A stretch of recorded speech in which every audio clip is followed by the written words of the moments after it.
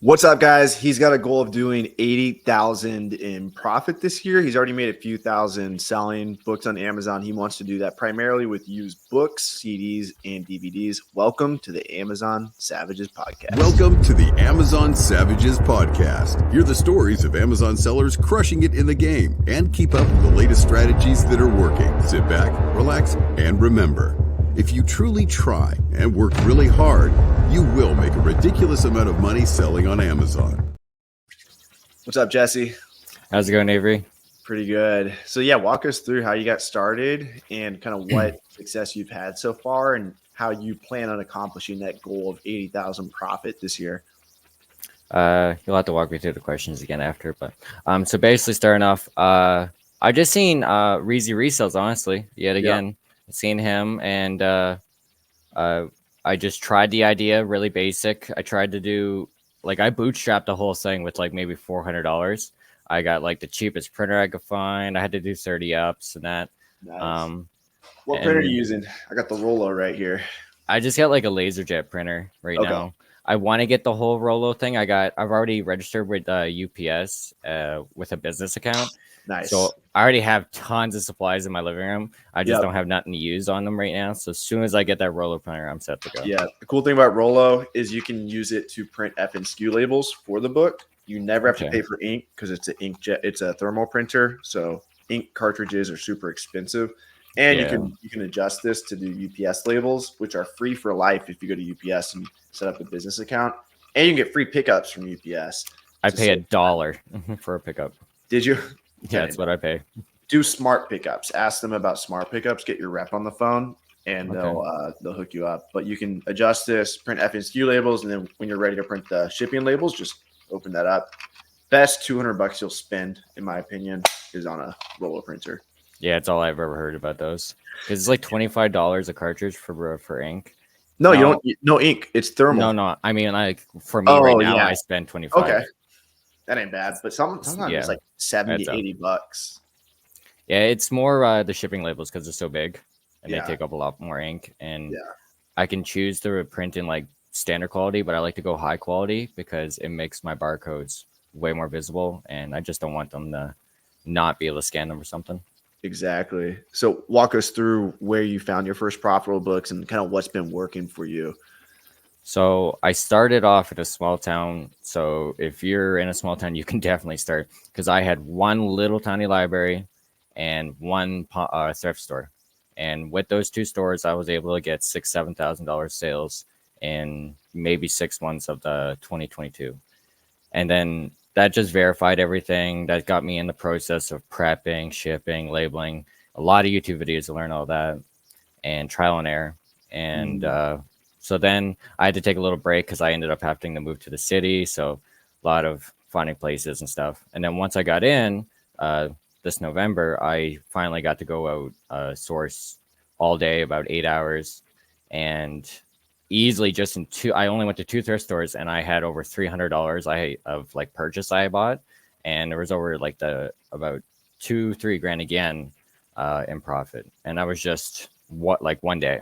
So I wish I had more money right now because that's my problem. It's not inventory, it's actually funds. So it's a great problem to have, but it just means I constantly got to keep playing it smart and just build. Because I'd love to go out every day because I know I could get thousands. But yeah, the good thing is books aren't that expensive. And if you're super strapped for cash, you should be doing free book pickup services. Have you done that? I did. I set up a Nextdoor account, but with Canada, we just don't have the population. So I set up a business one. I set up a personal one. I tried to monetize it on Facebook and everything. And they're just not one hit at all. So, and then plus people are really finicky about giving books away for free for some reason up here. They definitely don't like that if you're reselling it. Yeah. Yeah. You'll find those people. And, a lot of people will get to the point where they just want the books gone. So you get different types of people. And I think people change at different phases. So like if somebody has a huge collection at first, they're like, oh, I know these books are valuable. Let me get as much profit as possible. But then when they get to the point where they're actually moving from location A to location B, they're like, holy shit, these books are heavy. I don't want to deal with them. I tried selling them. Nobody bought them. And when you get them in that phase, which again, people usually change from, oh, let me make as much money as possible to let me just get rid of these books. And a lot of times you can pick up the books for free and say, hey, I'll pick up those 30 boxes that weigh 50 pounds each, and I'll take them all away for you, and I won't charge you anything. So you go from, offering them money for the books to, hey, I'll solve your problem of heavy boxes. That's pretty common. I definitely go to Facebook Marketplace because I have there's only like 2 universities in all of Saskatchewan really, and one's in Saskatoon. So there's a lot of books on sale for Facebook Marketplace, and I'm always on there trying to find people selling them for pretty cheap. But a lot of people want like 70% of the original value of like $400 or $500 book, which I get, but that makes it not resellable for me, right? So I have to pick through. But luckily, that's the university I go to, their online site. I can buy books and stuff up there. Oh yeah, walk us through that. What's your university setup look like? Remind me what you're doing with the school. You're buying from the bookstore online? Yeah. So basically, I went through all of Canada. I searched up every university in Canada and tried to see which one have online bookstores that sell to outside sellers or outside students in that. Because most are, you need a student number, you sign in, and then it shows you the courses that you need, and then you buy those books accordingly. But in where I'm at in Saskatoon, I can go to the libraries online and buy the books from them and just go down and pick them up, and they're brand new with invoices. So basically, I can get brand new textbooks all the time. And how are those sales going for you? What are the biggest sales you've had from that? I haven't got any sales from those yet. I just sent them in. They literally just got into Amazon today. Nice. So I actually got to reprice them on my BeCool after this. Nice. What was your buy cost on them?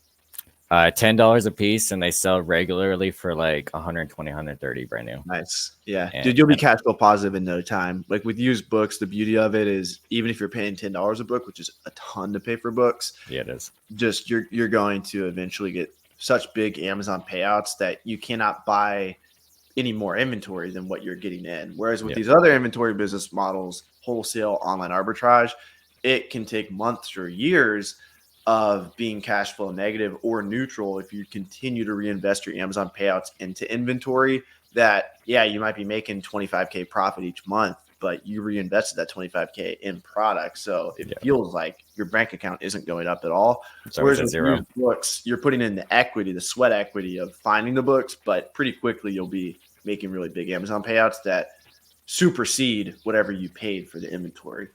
Yeah, it seems like every second payout is my good payout because usually on the second one, usually all the Amazon fees come out, all my app fees, because I have a business account and I connected all my apps, all my payments, everything to my business account. So it's just really easier to track through that. And so usually on my second payment, it all comes out. And then on that first payment, it's a big lump sum. And then I can go source. So have you done the math on how many books you need to send to get the 80K in profit? I did it with the low ball. So I did it because right now, actually, for this month alone, my average sales per order is $58. So and my average fee is like 15. Yeah. So with those numbers, I'm at like maybe 2,500, maybe 3,000 to hit my number. But to lowball it and I like to always shoot under, so it's just always better. I wonder how much you can milk this bookstore relationship. That's another thing. They when I went in and bought $350 of books that day, one of the ladies who's putting books away, she seen me and she came and talked to me and she was really interested because I had a whole cart full.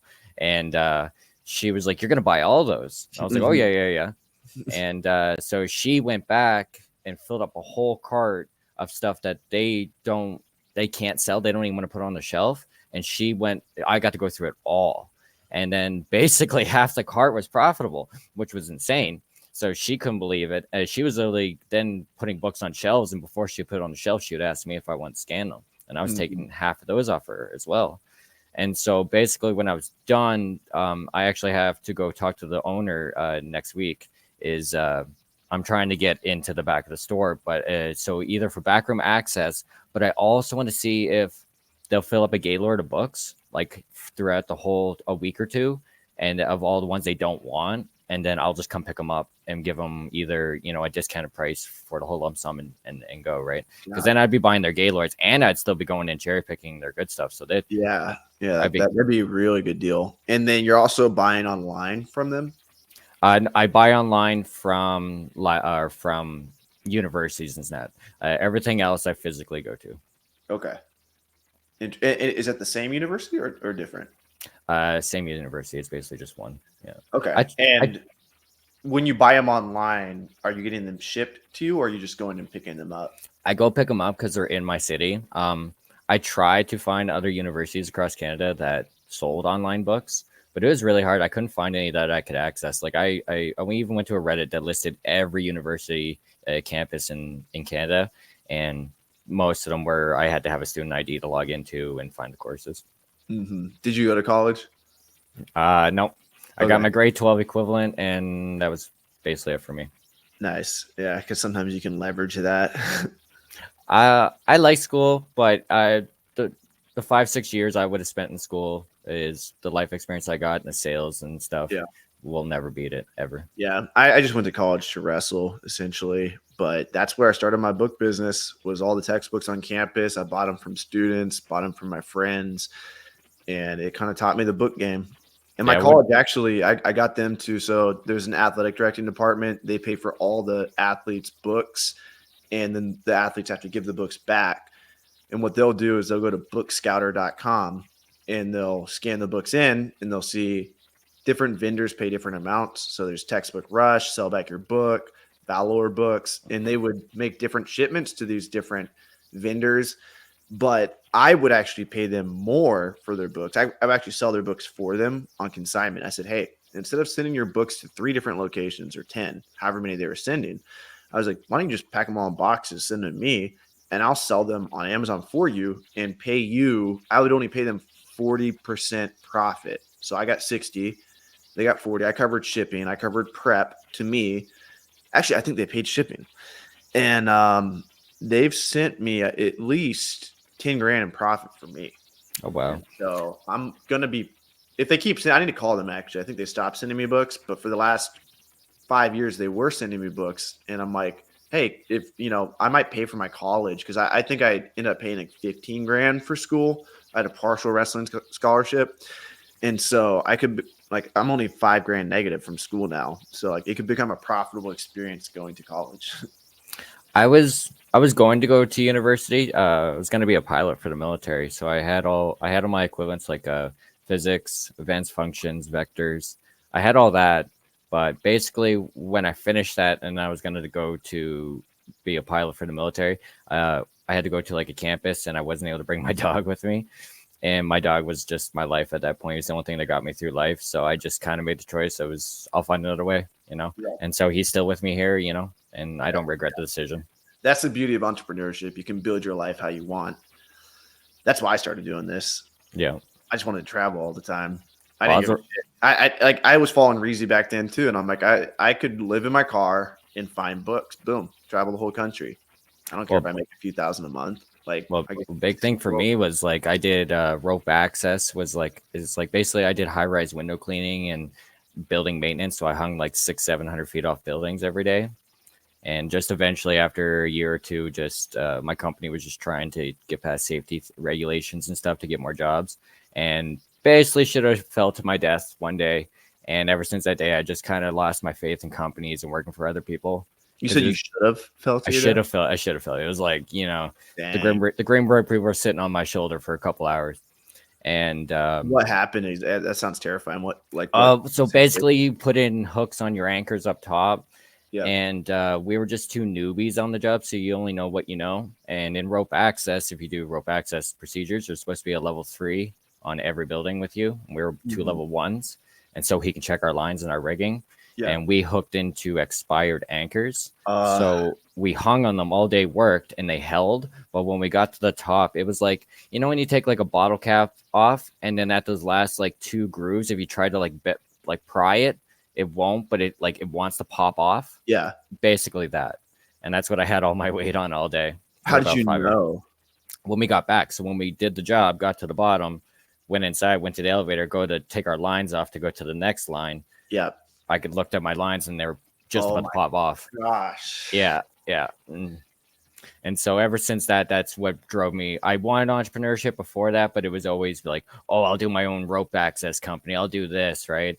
But when that happened, that's when I was like, I'm going my own way, because I would have died there and it would have been forgotten in a couple weeks. And I was only making like $17 an hour to work at a very extreme job. Yeah. So that's rough. And then, yeah, the entrepreneurship. And then, COVID happened. And then you're sitting there watching YouTube videos and come across Reezy Resells, and the journey begins. Yep. That's awesome. So what's your software stack look like now? You mentioned BeCool. What else? So I use BeCool, and I recommend BeCool to everyone. That is an amazing software. So I even did a test with it just with the trial. So I sent in as much things as I could, and then I waited till I got to the warehouse and became active, and then I activated my free trial. So I got the most out of it as I possibly could. And during those 2 weeks, I sold. My grass went from like maybe one sale every couple of days to just every day, every day. And so ever since that, I've been using that, and that's increased my sales tenfold. And it also really helps me guide what the prices should be, because sometimes you don't know what they are, and the AI is telling you what it should be, and you're learning from the market basically through the AI, right? Mm-hmm. You still have to show him, like the AI, what you want, but he can read the market sometimes better than you can. So what your rule is? What your rule is? Just what rules did you set up? So I have a rule for my new books, new media, anything new, and then I have a rule for anything used, and then I have a rule for no buy box listings. So there's literally no buy box. It just says select shipping options, and so I have one for that. Nice.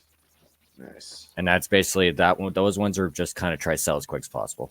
Yeah, I'll link the video below. I just actually shot a lot of content with BeCool. Shout out Sam from BeCool. I've seen that. Yeah, so that's I haven't released a video yet, but I'll link it below. I'll probably release it today or tomorrow. So certainly by the time you guys are listening to this podcast, that'll be linked in the description. But that gives away my whole complete repricing template for free.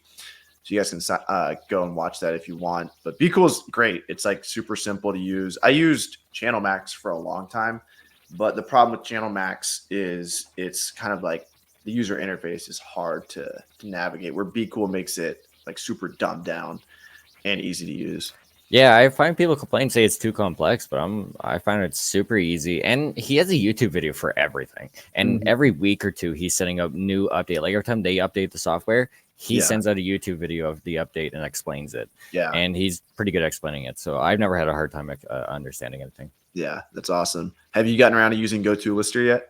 I haven't. I'm just waiting for my next shipment. I'm filling up books right now, and I'm going to use it for that and test it out and see how it works. I'm using Turbo Lister right now, but it's okay. But yeah, the integration with BeCool is Wait, Turbo Lister has an integration with BeCool? No, it doesn't. So that's what I mean. Like, so your software is going to be integrated. Integration, but we do have a video that shows you how to import your min-max prices, your list price, everything over to BeCool.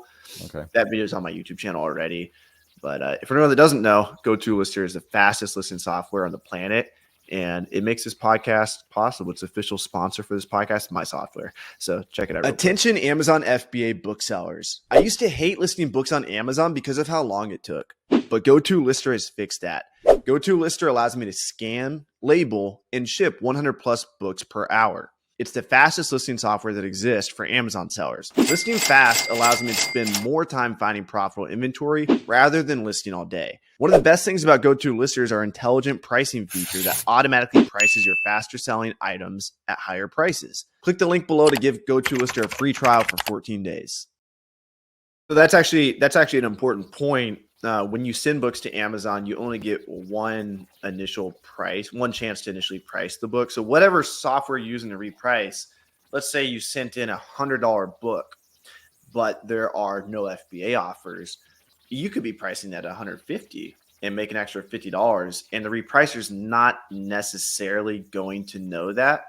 And so what we do before you submit your batch at GoToLister, we have a series of color codes, just purple and orange, And purple, if the book turns purple, that means GoToLister thinks that there's no FBA offers. So you should look into that and then price it higher. We also have smart pricing, which will automatically price your faster selling books at higher prices. But what's more important, in my opinion than automatic pricing rules is the ability to see that there's no FBA offers and then use your intelligence as a human to go look at the keeper graph, look at the scenario. Like if it's a 50,000 ranked book, that's a fast moving book, and if there's no FBA offers, you should probably price that higher, especially if it's like $100 book. It's not uncommon to buy box at 50% higher prices FBA for a fast moving book, whereas you don't really see that in other categories where you can buy box just like incredibly higher. Like I sold a Jewish set for $2,000. I was the only FBA offer. The lowest price was $1,300. So I buy box. They gave me the buy box at $700 more than the lowest price. And that's just an example of how much money the, prime bump is what you call it. The gap, the prime gap, the gap between the lowest price and the lowest prime price. So the lowest FBA price might be $100, and then you come in at $150.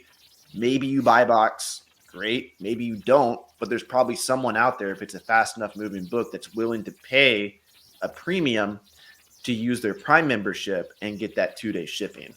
So take advantage of that as a bookseller. That's like a huge way to increase your profit. Well, it's like you say, being the third or fourth seller on the list usually is, because like I've noticed that being the first or second could be like $25, and as soon as you hit the third or fourth seller, it goes up to like $45. And exactly. So you're that's a whole other dynamic. So let's say there's $20 just based on there's it. 5 FBA sellers, but the first 3 are priced at $10 and the last 2 are priced at 20 plus. You can increase your margin 200% by waiting for these first 3 to sell out.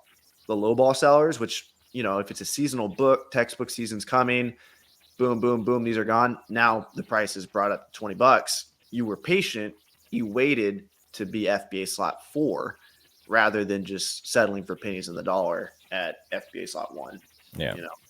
It's something I learned from Joji, because I was deciding when I first got into this, was I going to try and liquidate as fast as I can to make the sales, even though I'm, I don't have as many funds right now. So I want the funds back, but why rob myself of $50 on some of these items if I could just wait? So it's basically at the point where, more inventory just is all you need, right? And then there's the other book that has no FBA, no offers at all. Mm-hmm. So this book may not even ding as profitable with your scanning app, whether you're using Scout IQ, Amazon Seller app, or Scout IQ. You might scan the book and it's like there's nobody selling this book. Well, if you look at the Keepa, the book used to sell for $50 back in 2021, but it's been out of stock for 2-3 years. And so GoToLister will turn that book orange for you, just to remind you, hey, there's no competition at all. Oh, that's really good. So you don't have to do so much digging. Exactly. Yeah. So those are actually the best books to sell. Like, shout out Joji. Victor talks a lot about this, and Joji talks about this. But when they do online book arbitrage, what they're doing is they're buying books a lot of times that are at low prices, merchant fulfilled. And then when they buy the book, they're essentially bringing the market value up. Because again, there's 5 offers. They buy the lowest offer. Let's say it was $10 for the book, and all the other 4 offers are at $40. By them buying the lowest book, they just brought the market value up to $40. Now, when they get the book delivered to their house, they're listing it for $40 and getting the sale. But what's better than books that have that dynamic is books that just don't have any offers at all. And so you find a book on Keep a Product Finder that has no offers, but you're able to find that book on eBay. So you can buy it on eBay for $50. It's got no offers on Amazon, but so the sales rank might be atrocious. The sales rank might be 12 million. They might not even have a sales rank. Amazon may have taken away the sales rank. But if you look at the Keepa, you saw that it sold in 2022 consistently for $100. And so you can pay $50 on eBay for it, send it to Amazon, and probably make $100, $150 by pricing it. Because you know it's a book that does have demand, which is out of stock. So I think that's a huge opportunity. Your mic's going fuzzy, bud. Oh, my bad. There you go. Is that better? Yeah, that's perfect. How long was that fuzzy for? Maybe 2 seconds. Okay, cool. It got worse gradually, and then I had to say something. Gotcha. Appreciate that. No, I So 80K profit this year. You're gonna put your head down and focus mainly on books and media. Yep, yeah. I did like I do books and media, and then every time I go to Walmart and stuff, I go to the toys and makeup because I find those sell really quick. Okay, cool. And there's a lot of stuff that I just naturally was ungated here in Canada. I don't know why. Maybe because I was selling for a year, I got lucky. I have no clue. Yeah. Especially like the textbooks, right? Everyone talks about they're gated, and then I went to go try it, and everything wasn't ungated, so I didn't really understand why, but I was just going to use it. And so, yeah, with a lot of makeup now, I'm already ungated, so that stuff sells really quick. And while I go get groceries, it's pretty easy to go walk over to makeup, go check out the clearance right quick, a couple scans. Yeah, we definitely need to do a follow-up podcast like in 6 months. I bet you'll be crushing it. That's actually what me and my buddy were talking about before this podcast, because he was pretty excited I was going on this. Is that because I keep telling everyone, like, or not everyone, but my friends, like, within the year I'm going to be crushing it, because I'm just kind of struggling right now to get by, just doing the grind. And I know the potential of it, especially now that I've verified it, and I'm starting to see the numbers coming up on my BeCool, and I keep telling them, like, I can make 80, 100K this year. And most people are like, no way, you're not doing it. I'm like, I'm lowballing it actually, if I really, really went out. Mm-hmm. Yeah. You shared that in the Feed the Beast challenge. Yeah. That was your goal. So shout out to the Feed the Beast challenge, 100% free. You get access to my $400 course for free. And we meet every week. We're meeting tonight at 7:30 every week. So every Tuesday, 7:30 Eastern time. Here's some information real quick on the Feed the Beast challenge. If you want to build a profitable Amazon business in 2024, consider joining the Feed the Beast challenge. This is a challenge I put together where you'll get access to a complete video course on how to run an Amazon business. And the purpose of this challenge is to help you send more profitable items to Amazon so your bank account can go up. The more items you send to Amazon, the more money you make. And that's the purpose of this challenge, is to help you go out, find profitable books, and challenge you. We have live weekly coaching calls. We also have a private community. It's all 100% free. Just go to starthumble.com/beast, or just click the link below and it will enroll you in the challenge. Much love, and see you in there.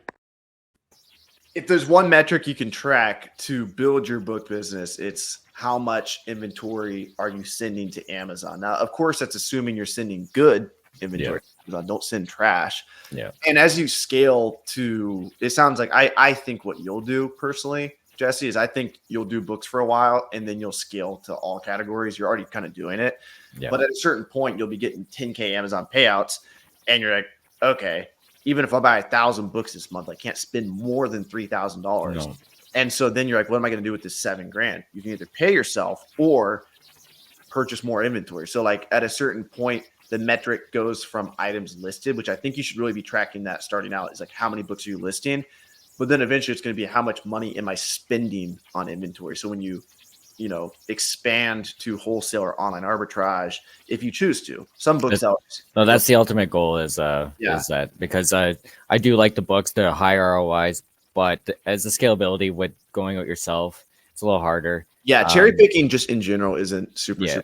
But unless you do retail arbitrage, there's guys that apparently Chris Grant was on our podcast the other day. He said he has a friend, low-key, doesn't post on social media at all, and he does like 75 million a year just going to like Walmarts and shit.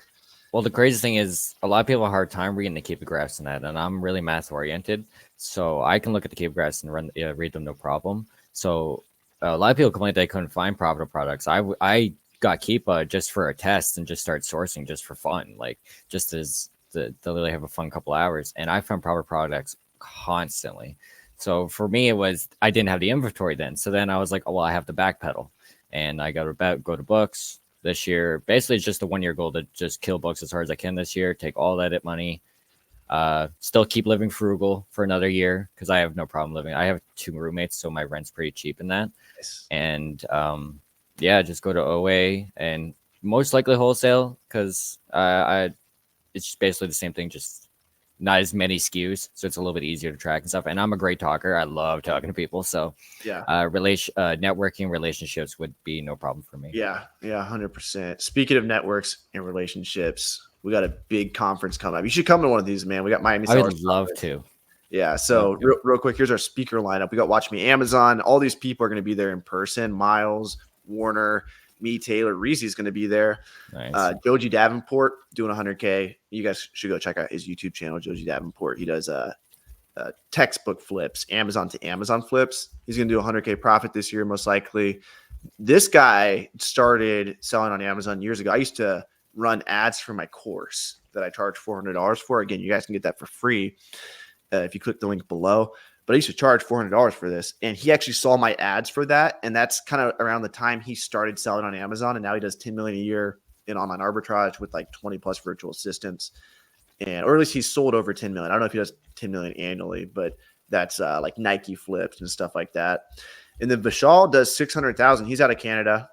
He does 600,000 per month selling used books. Yeah. So people always like to say, you start with books and then graduate to something else. You can start with books and stay with books. Like what got him so good is his relationships. Yeah, he's got big bulk relationships. And if you guys see Glenn, the bookseller, I've actually met him. We were in Vegas last year around this time, and he does 80 million a year, sellbackyourbook.com. He started a book brand. And so if you really want to graduate with books, you have to either go the bulk route or create like your own brand. Like the only reason why I do $1 million a year in books, hopefully we'll do $1 million this year. But if you go to restrictedinventory.com, this is my business. I do a consignment business for the community. And this is where I get all my books, is people just send me books. So if you want to get that unique angle in a book business, you got to eventually start your own brand. But I do wholesale as well. The beauty of wholesale and online arbitrage is like, you don't need a brand. You just need relationships or systems in place to buy the inventory. Shout out Rake and Profit will be there too. So if you guys want, go to MiamiSellersConference.com. Here's notable attendees. Victor bought his ticket the other day. Victor Galejos. He does 500,000 a year. He does a lot of Christmas flips. He does every type of flip, seasonal flips, just everything. So this guy's a savage. He's retired, actually. He just does it for fun now. So he's actually shout out his software, BookMine. You guys should go check that out. He just launched a new software for finding online arbitrage flips. You guys should look into him and Joji Davenport if you want to scale the online arbitrage side of things. But super excited for that. Yeah, it'll be definitely fun to go to. So much to learn there. So many good ideas and wisdom all in one room. Yeah, I feel like you and Reezy would be buds. Yeah, I would definitely buy. You guys kind of look the same. You ever got that? Yep. Just let me get a toque. Where can they find you? Do you have any social media, or are you laying low? I'm laying low right now. I have plans for YouTube and all that because I want to basically diversify my incomes online, especially now that I'm learning how to do it more. I'm getting more confident talking, and that I've learned some more expertise. And then I've spent my whole life traveling, so I do feel like I have a lot of wisdom. Where have you traveled to? Well, I haven't traveled anywhere out of Canada, but I've been traveling across Canada, like driving, since I was a little kid. I've been to over like 15 different schools and that. Nice. So that's awesome. Yeah, so I'd like to do that and teach people because eventually, Canada's kind of falling apart right now. So I would eventually like to get out of Canada and go somewhere that's a little bit better. Yeah. And so in order to do that, I'd have to have either OA or my wholesale going and have like maybe a warehouse in a different country or something. All depends. 100%. And you're dropping some knowledge bombs last week on the Feed the Beast challenge. So if you guys want to ask Jesy some questions live, show up to the Feed the Beast and you'll see him there from week to week. Oh yeah, I love to talk, and anyone who's tried to go on Feed the Beast, I was super nervous that first call. But don't be nervous. Like, turn on the camera, talk with us. No one's gonna judge you. Everyone can teach something. Everyone knows something that someone doesn't. Yeah. And I feel like the thing is, like, people see me and they're like, yeah, Avery, you've been selling for 5+ years. But when you see somebody who just started and they got their first 1,000 in sales, or they started a few years ago and now they're doing 20K in sales, it just makes more sense and it clicks. It's kind of just like a natural thing. Like when people get together and they talk about what they're doing, it just feels like you're part of something, which allows you to like unlock that part of your brain that like, oh, this isn't some like fucking scam on the internet. Like this is actually real, So ever since the last call, me and Arbaz, we've been talking every day. Like he's been sourcing day in, day out, and he's constantly sending me messages, and I'll search up the item here on my computer at home for him and tell him and show him the capographics and help him out. That's awesome. Yeah, it's a little bit of teamwork there. Heck yeah. Well, good stuff, man. Thanks so much for coming on the pod, and we'll see you soon. It was nice having me. See you again, bud. Peace. Bye.